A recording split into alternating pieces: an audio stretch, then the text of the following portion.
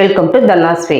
இன்னைக்கு ஒரு சென்னா கிரேவி செய்ய போறோம். இது இட்லி, தோசை, பூரி, சப்பாத்திக்கெல்லாம் நல்லா சூட்டபிளா இருக்கும். வாங்க வீடியோக்குள்ள.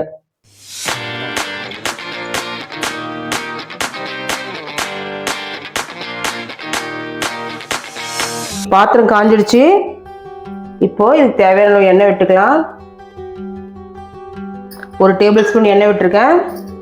தாளிப்புக்கு வெறும் சீரகம் மட்டும் தான் தாளிக்க போறேன். பட்டை, லவங்கம், ஏலக்காய் நான் ஹோல் ஸ்பைசஸ் முழுசாக போடலை. ஏன்னா சாப்பிட சொல்ல டிஸ்டர்ப் பண்ணிகிட்டே இருக்கும். ஸோ நான் பவுடராக கறி மசாலா தூள் போட்டுக்க போகிறேன்.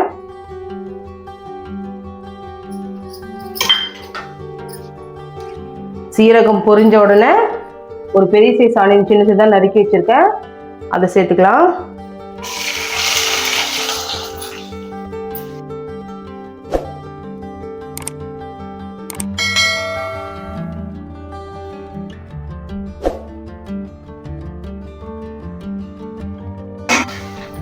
ஆனியன் லைட்டாக கலர் மாறிடுச்சு. இந்த டைமில் 1 ஸ்பூன் இஞ்சி பூண்டு விழுது, அது கூடவே 2 பச்சை மிளகா நறுக்கி வச்சிருக்கா, அது போட்டுக்கலாம்.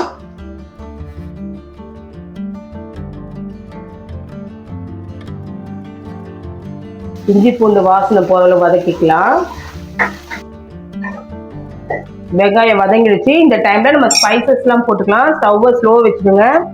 1/2 டீஸ்பூன் மிளகாய் தூள், 1 ஸ்பூன் தனியா தூள், 1/2 டீஸ்பூன் கரம் மசாலா, கலருக்காக காஷ்மீரி சில்லி பவுடர் ஒரு 1/2 டீஸ்பூன். அவ்வளோதான் இதுக்கு மசாலா. எண்ணெயிலே வதக்கிடுவோம் மசாலாவை. இந்த டைமில் ஒரு மீடியம் சைஸ் தக்காளியை நான் அரைச்சி வச்சிருக்கேன், டொமேட்டோ பியூரி, அதை சேர்த்துக்கலாம்.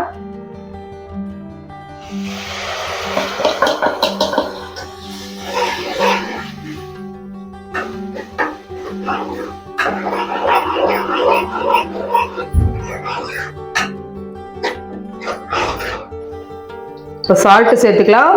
ஆல்ரெடி சுண்டல்ல உப்பு போட்டு தான் வேக வைப்போம், ஸோ பார்த்து சேர்த்துக்கோங்க. இந்த கிரேவிக்கு உண்டான சால்ட்டை மட்டும் நான் சேர்க்குறேன்.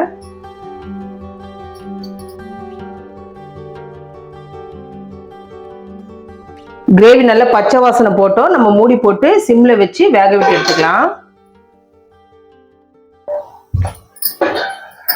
கிரேவி நல்லா எண்ணெய் பிரிஞ்சு வந்துச்சு. இந்த டைம்ல நான் 8 மணி நேரம் ஊற வச்சுட்டு 4 விசில் விட்டு மூக்கல்ல எடுத்து வச்சிருக்கேன், அதை போட்டுக்கலாம். தண்ணியோட சேர்த்து போட்டுடலாம்.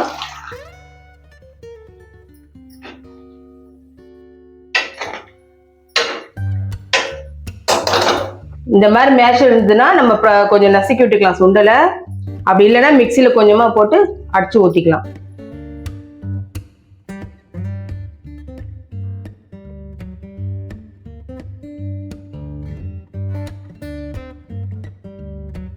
இந்த அளவுக்கு நசுக்கினா போதும். எல்லாத்தையுமே நசுக்க கூடாது, திக்னஸ்க்காக மேஷ் பண்ணிக்கலாம்.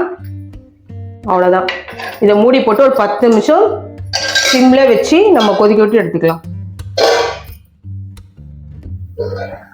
10 நிமிஷம் ஆயிடுச்சு. கிரேவி சூப்பராக வந்திருக்கு. இந்த திக்னஸ் இருந்தால் போதும். இப்போ இறக்கிடலாம்.